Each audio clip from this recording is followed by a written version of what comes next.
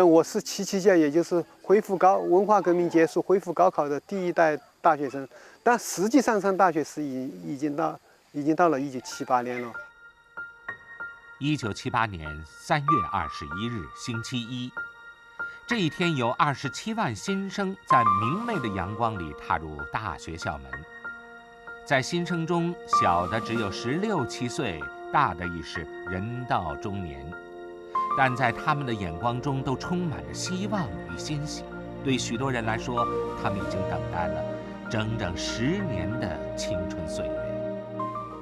文化革命，因为我一直没有丢书本，我觉得在知识准备上是非常自信的。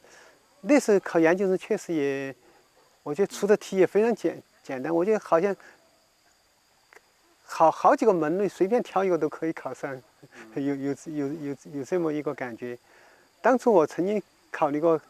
考余光远的研究生，如果考余光远的研究生走的道路就是像周舵这种道路了，因为觉得实际上跟中国的政治更近一些，也有一定的可能去参与到中国的现实的政治变革里面去，有这种想法。最后没有做呢，我觉得自己学了那么多哲学知识，我觉得中国的根本变革除了这种政策层面上的改变、策略上的战略目标上的改变以外，我当初最在乎的是中国根本思想上的变化。因为我自己文化革命后期看了大量书，对马克思列宁主义对中国的危害，我觉得是也想的比较深，更比较透。我觉得马克思主义真是一个害人不浅的东西。我中国人最重要的、最根本的问题、最深刻的问题是要抛弃中国那套马克思的辩证法、诡辩法这套东西。所以我就是研究分析哲学，我觉得这是最好的东西。研究出一种我们在思考的时候能够是实打实的思考，清晰的、明确的这种思考，说是一就是一，是二就是二的东西，要有经验根据的东西，说出东西要有论证，要有根据的东西，不要说那种诡辩的东西。明明形势不好，就说哎，这是暂时的，从长远来说是好的，这是现象，本质是好的。我用那套东西，我就把中国人害得。思想方法上我太看重这一点了，把人害人不浅，所以我就是研究分析这些，我自己报的目的并不是纯粹研究西方从罗素到维特根斯坦这一套东西，而是研究的是改变中国人从根本上改变中国人的思维方式这一点着手。所以我自己的选择是跟中国一个大的目标联系在一起的，所以我后来就没有考余光远的研究生，我就研究现代西方哲学。我觉得现代西方哲学中间最先进的思想武器应该引进到中国来，才是救中国的最根本的救治之道。现在看起来未见得高明，但是当初就是这么想的。但是我现在我对我自己要进行反思，这是不是最重要的或者是最根本的东西？我现在也表怀，但是至少我觉得当初那种思考的方向还是挺有道理的。就是从根本上改变中国人的思维习惯，提倡一种理性的经验，重视经验、重视证据的这种，提倡理性的这种思考方式。我觉得这一点至今完全没有过时。中国的意识形态领导者或者是这种专家，跟苏联相比还是不一样。苏联人我觉得更敏感得多。如果苏联人如果要谈罗素，他就知道你有动摇马克思主义这种形式，他就能够。中国实际上，中国那中宣部的人实际上是非常愚昧跟非常蠢的。我举一个例子，当初中宣部开的名单里面，反对资产阶级人道主义开的禁书里面，第一本是休谟的《人性论》。其实《人性论》是一本研究认识论的一本纯粹的哲学著作。他就看名字《人性论》，他就理解成是另外一个意思，完全没有人道主义这种意思。我说这话的意思就是，中国中宣部内心世界是非常愚昧跟很愚蠢的。像我在中国谈分析这些，谈了那么久，完全是畅通无阻的，一粒绿灯，从来没有遇到过问题。我觉得原因之一就是他们实际也不懂这些东西，对他们来说太冷僻跟太高深了一点。所以我觉得我谈这些东西的时候，还没有在中国形成受压制的对象吧。我觉得我这种研究还是挺顺利的，想发表什么东西。我因为自豪的是，在中国学术界里的东西，我写了那么多无数的学术论文，我从来没有用马克思主义批判过资产阶级的反动学术思想。我觉得很多人都是，包括很多非常著名的、德高望重的哲学家都必须做这件事情。我从来没有做过，但是这一点从来没有影响我发表我的这种纯粹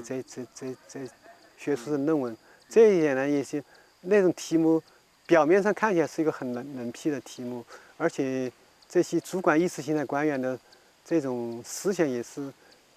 文化水平也太低，他不知道你在说什么东西。我记得我是1979年考上北京中国社科院的研究生，我来的时候，当初思想解放的那种空气之浓烈，那理论界举行研讨会，最有意思的研讨会按照学科分很多组，比方哲学组、政治组、法律组，各种各样的东西。我从来不去听哲学组，虽然我自己的专业是这些，我听的是法律组的东西。法律组里面发现最打动我、最吸引我的是俞浩成的东西。他讲的东西我现在都记得很清楚，讲的那种对非法治东西的那种改变，举的例子之类的东西。那时候我觉得听起来就是还处在富裕变革这种强烈的呼声之中，对过去旧东西那种荒谬不合理的东西、违背常理的东西，那种控诉跟揭露的东西，赋予一种更新的一些、更科学、更理性的东西之中。我觉得谈实际的变革，我觉得可能还要晚一些。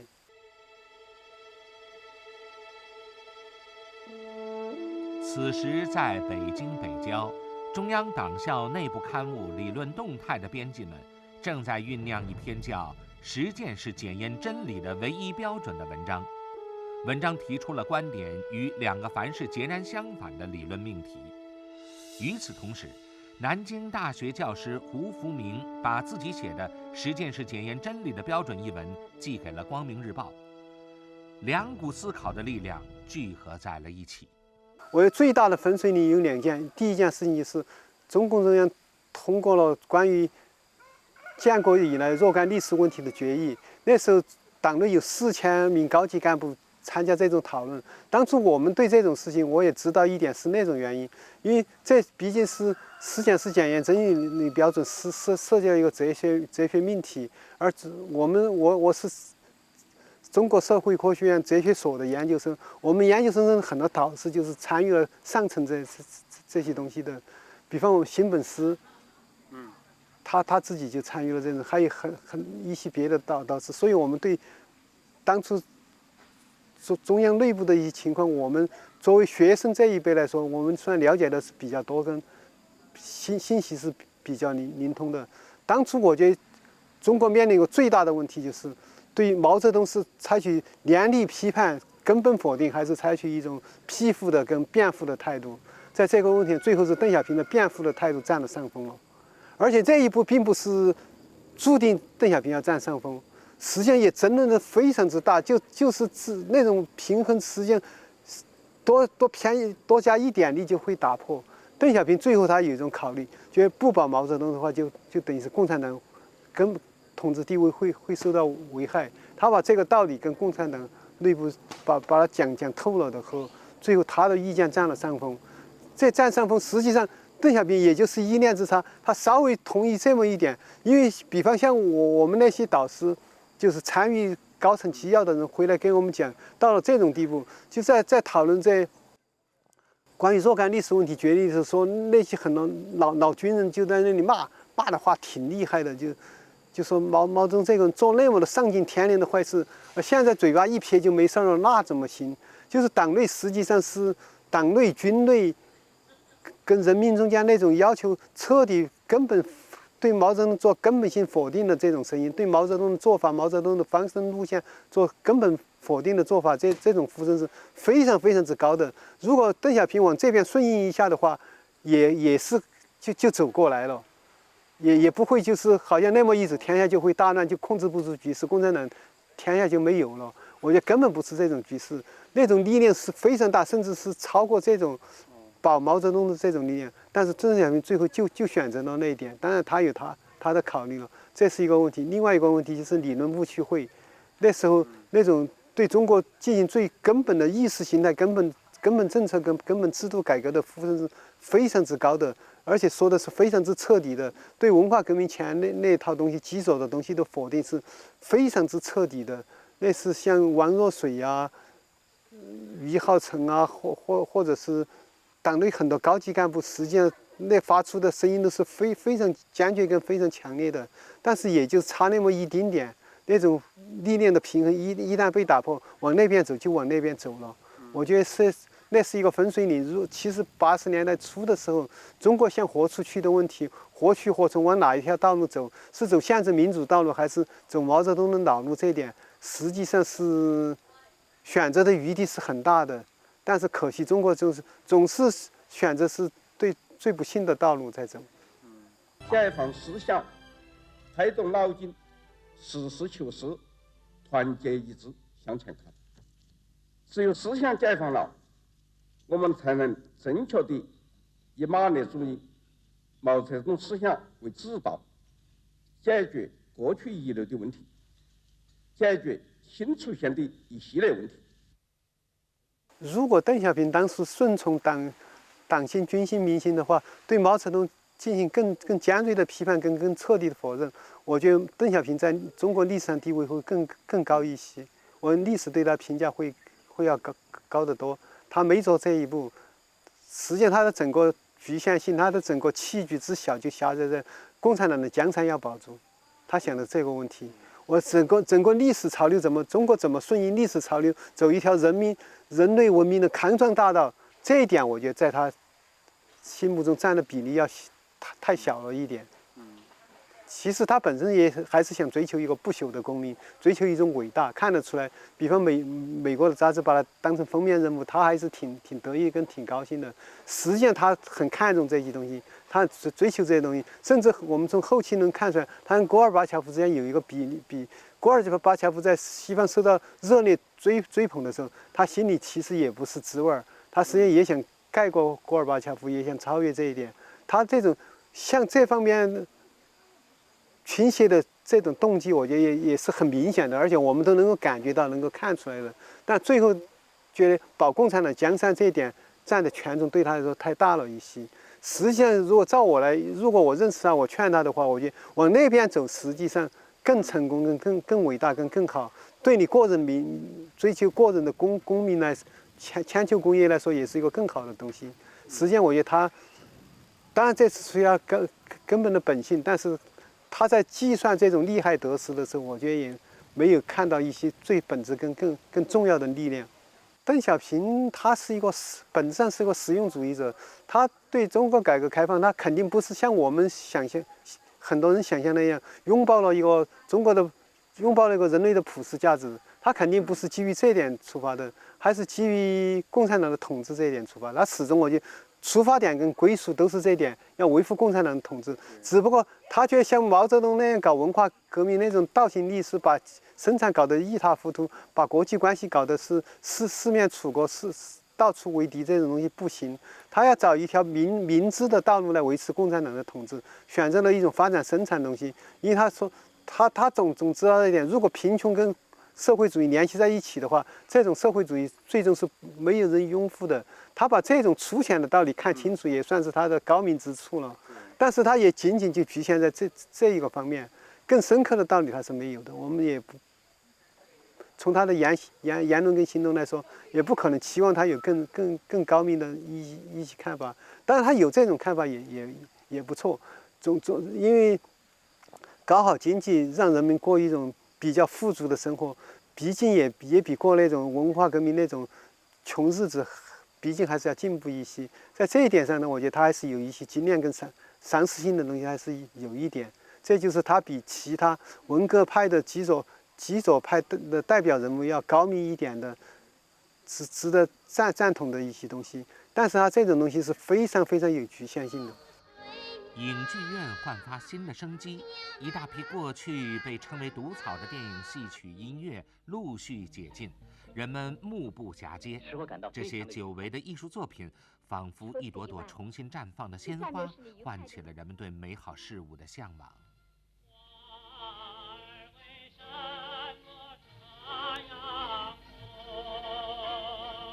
为什么百废待兴，人们建设社会主义的热情重新高涨。从1976年10月开始，逐渐恢复元气的中国进入了新一轮的建设当中。在人们眼中，一切都刚刚开始，一切都重新美好起来。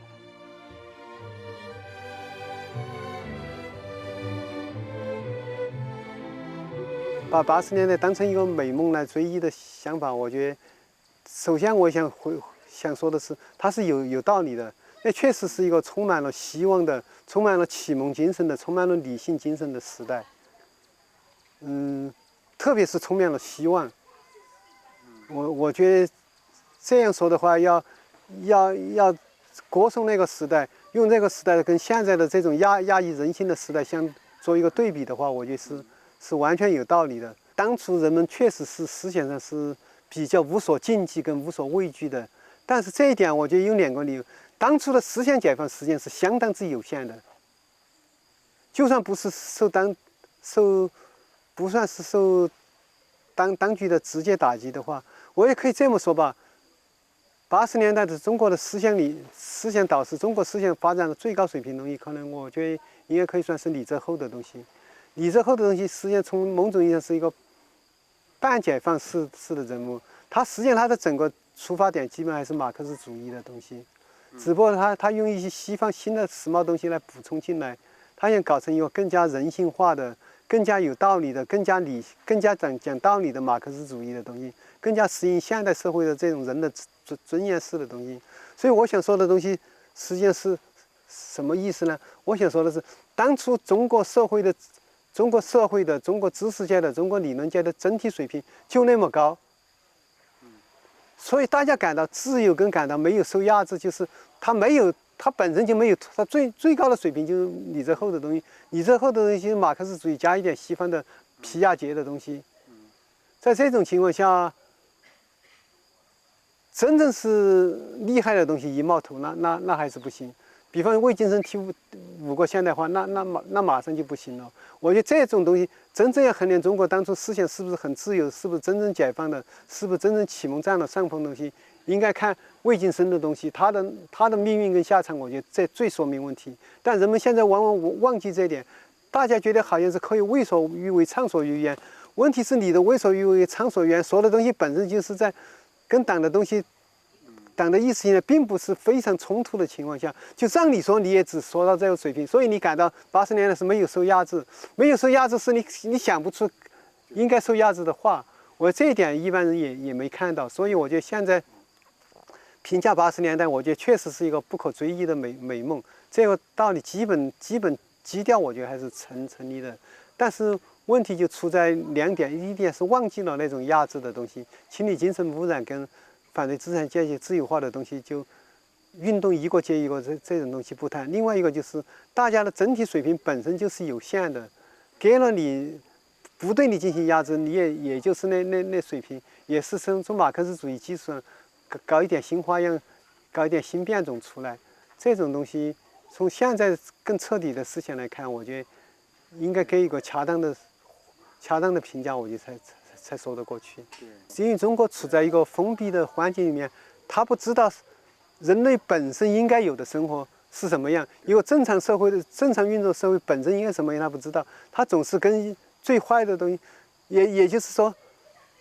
中国相比的是第19层地狱。如果从19层地狱变到18层地狱，甚至17层地狱里面，大家就觉得特别好了，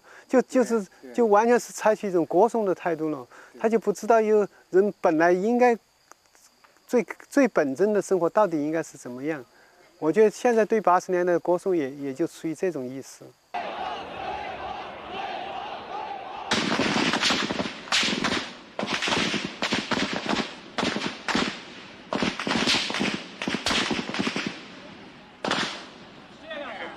又往里点，下